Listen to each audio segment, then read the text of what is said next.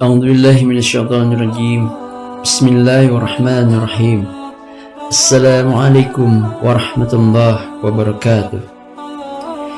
Alhamdulillahi wahdah, wassalatu wassalamu ala rasulillah.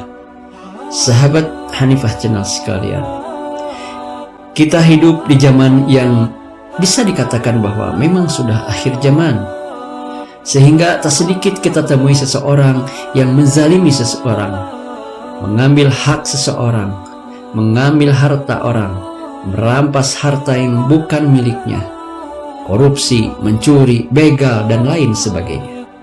Sudah jelas orang tersebut dikatakan orang-orang yang zalim, orang-orang yang menzalimi saudaranya. Apakah mereka tidak takut atau mereka lupa? Sabda Rasulullah SAW, hati-hati kalian dengan doanya orang-orang yang mazlum. Apa artinya mazlum? Adalah orang yang terzalimi. Karena sungguh doanya orang yang terzalimi itu tidak ada pembatas antara dia dan Allah Subhanahu wa Ta'ala. Doanya langsung sampai didengar oleh Allah Subhanahu wa Ta'ala. Sahabat Hanifah sekalian yang semoga dirahmati Allah Subhanahu wa Ta'ala, Imam Az-Zahabi rahimahumullah telah menulis sebuah buku yang berjudul Al-Kabair atau dosa-dosa besar. Di dalamnya beliau menceritakan salah satu cerita yang terjadi di zamannya Imam Az-Zahabi. Kawannya Imam Az-Zahabi bercerita kepada Imam Az-Zahabi bahwasanya suatu hari beliau duduk di tokonya di pasar. Ya, namanya pasar, ya rame, orang lewat belanja dan sebagainya. Namun ada seseorang yang menjadi pusat perhatian orang-orang lain. Kenapa? Orang ini teriak-teriak mengatakan, barang siapa yang melihatku, jangan sekali-kali menzolimi seseorang. Terus orang ini mengulang-ulang, menjerit-jerit, mengulang-ulang kata-kata itu. Kawannya Imam Az-Zahabi mendengar itu merasa aneh. Ada apa gerangan? Kenapa orang ini menjerit-jerit begitu? Akhirnya dipanggil. Sini duduk. Ngobrol-ngobrol, lalu ditanya sama orang tersebut. Kenapa engkau teriak? Barang siapa melihatku, jangan sekali-kali menzalimi seseorang. Ada apa? Akhirnya orang tersebut bercerita. Beliau mengatakan, aku dulu adalah seorang preman, seorang begal, dan kerjaanku setiap hari mengambil haknya orang lain, palakin orang. Jadi kita sekarang sedang membahas mengambil hak orang lain. Mau itu dipalak caranya, mau kita tipu orangnya, pokoknya kita mengambil hak orang lain, menzalimi orang. Jadi di kisah ini, orang ini kerjaannya malakin orang, zalim kepada orang. Aku adalah seorang preman yang kerjaannya menzalimi orang, mengambil haknya orang. Suatu hari, kata dia, saya berjalan di pinggir jalan bersama anak buahku. Biasa, preman itu kan selalu bergerombol. Aku melihat seorang nelayan yang merapat di dermaga pantai. Dia membawa ikan yang besar. Dia dapat menangkap ikan yang besar. Kata si preman ini, saya belum pernah melihat ikan sebesar itu. Ini kalau dimakan pasti enak. Bisa dimakan rame-rame dengan anak buahku. Akhirnya saya datangi nelayan itu. Sini, kasih ikannya padaku. Apa jawab si nelayan?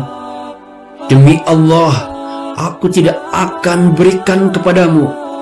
Aku akan jual ikan ini dan uangnya akan aku kasih buat nafkah anak dan istriku. Aku tidak akan kasih ikannya. Kemudian kata si preman, sini, kasih cepetan, berikan kepadaku, berikan ikannya, cepat. Tetap si nelayan tidak mau kasih. Akhirnya kata preman ini, aku dorong orang itu, aku tendang orang itu, dan aku ambil ikannya. Diambil secara paksa. Si nelayannya sendirian, sedangkan si premannya bawa anak buahnya. Ya jelas kalah. Dikeroyok, selesai urusannya. Akhirnya ya sudah, diambil ikannya, tidak bisa berbuat apa-apa. Paling tidak dia sudah membela diri. Dia tetap tidak mau memberikan ikannya, cuman tetap diambil secara paksa. Ya sudah. Lalu sahabat Hanifah, kita lihat apa yang terjadi. Di pinggir jalan, si preman ini membawa ikannya dengan cara digendong. Kepala ikannya di depan, ekornya di belakang. Karena saking besar ikannya. Tidak taunya, ikannya menggigit jempolnya si preman ini. Katanya si preman ini, "Saya tidak pernah merasakan sakit lebih sakit daripada sakit digigit ikan itu. Sakitnya luar biasa, dan sakitnya semakin dan semakin sakit." Terus aku pergi ke tabib. Dulu tidak ada dokter, tapi adanya tabib. Aku pergi ke tabib dan bertanya, "Kenapa ini?" Kemudian kata si tabib, "Ini infeksi, harus segera dipotong jempolnya sebelum penyakitnya ini menjalar ke tangannya. Potong," kata dia. Akhirnya dipotonglah jempolnya. Tapi kata dia, sakit itu terus bertambah setiap hari. Akhirnya dicek lagi ke tabib. Ternyata menjalar sampai ke tangannya. Dipotong juga telapak tangannya. Terus seperti itu dipotong. Dipotong sampai ke lengannya, sampai naik terus. Sampai akhirnya si tabib curiga, ada apa ini? Ini penyakit yang sangat aneh. Belum pernah saya temui penyakit seperti ini. Sudah dipotong, masih menjalar terus. Ditanya sama tabib, "Apa yang kau lakukan, wahai pemuda?" Bingung si preman ini. Lupa apa yang saya lakukan. "Mungkinkah kau mengambil hak seseorang? Mungkin kau menyakiti seseorang? Mungkin mengambil hak orang lain? Dan kau tidak meminta dihalalkannya?" kata si tabib. Bingung si preman, karena setiap harinya ya kerjaannya seperti itu. Coba pikir dulu, ingat-ingat dulu, kapan ini terjadi? Kenapa sebabnya? Diingat-ingatlah oleh si preman. Ternyata dia teringat telah mengambil ikan itu yang telah dibuangnya karena menahan rasa sakit. Dibuanglah ikan itu. "Oh, saya telah mengambil paksa ikan dari nelayan itu. Dan tidaklah ikan itu kecuali menjadikan tanganku sakit seperti sekarang hingga habis tanganku," kata si tabib. "Cepatan, cari nelayan itu. Minta maaf, minta dihalalkan ikannya. Kalau tidak, ini penyakit akan menggerogoti tubuhmu sampai kamu mati." Akhirnya dicari. Sahabat Hanifah, 1 hari, 2 hari tidak ketemu. Dicari terus. Sampai subhanallah akhirnya ketemu. Saat bertemu nelayan ini, si preman ini bersimpuh di depannya meminta maaf.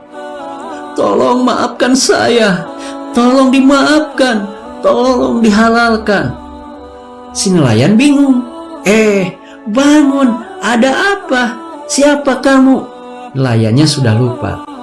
Sahabat Hanifah, karena kejadian itu sudah lama, nelayannya lupa. Akhirnya si preman cerita dan ngaku, "Saya orang yang dulu mengambil ikan, yang mukul dan ambil ikan kamu dulu. Tolong saya, minta dihalalkan." Apa yang terjadi? Sahabat Hanifah, nelayannya itu menangis melihat keadaan orang ini yang habis tangannya. Nangis nelayannya. Akhirnya bertanya si preman ke nelayan. Katanya, "Pada saat aku mengambil ikanmu dulu, apakah engkau mengatakan sesuatu? Apakah engkau berdoa kepada Allah Subhanahu wa ta'ala?" Berkata si nelayannya, "Betul, aku mendoakanmu." Apa doanya? Dengar sahabat Hanifah sekalian. Dengar wahai orang-orang yang mazlum, orang-orang yang terzalimi, doa kalian tidak akan ditolak oleh Allah Subhanahu wa ta'ala. Langsung dijabah oleh Allah. Dan hati-hati wahai orang-orang yang berbuat zalim, yang mengambil haknya orang lain, yang menipu orang. Hati-hati. Apa yang dikatakan oleh nelayannya? kita dengarkan. Ya Allah, Engkau telah memperlihatkan kepadaku kekuatan preman ini, sedangkan aku lemah, ya Allah. Ya Allah, tolong tunjukkan kekuatan-Mu kepada preman ini. Hanya itu sahabat Hanifah sekalian doanya. Allah tunjukkan langsung detik itu. Allah kabulkan doanya. Subhanallah. Sabda Rasulullah Sallallahu Alaihi Wasallam, hati-hati doanya orang yang terzolimi. Hati-hati mereka bangun salat malam, berdoa mengangkat tangannya, mendoakan orang yang menzalimi, sedangkan orang yang menzalimi tidur pulas. Dan ingatlah bahwa Allah tidak pernah tidur. Jangan sekali-kali kita menzalimi seseorang. Mungkin itu yang bisa Abu Hanifah sampaikan. Wallahu a'lam bishawab. Subhanakallahumma wa bihamdika asyhadu an la ilaha illa anta astaghfiruka wa atubu ilaih. Wassalamualaikum warahmatullahi wabarakatuh.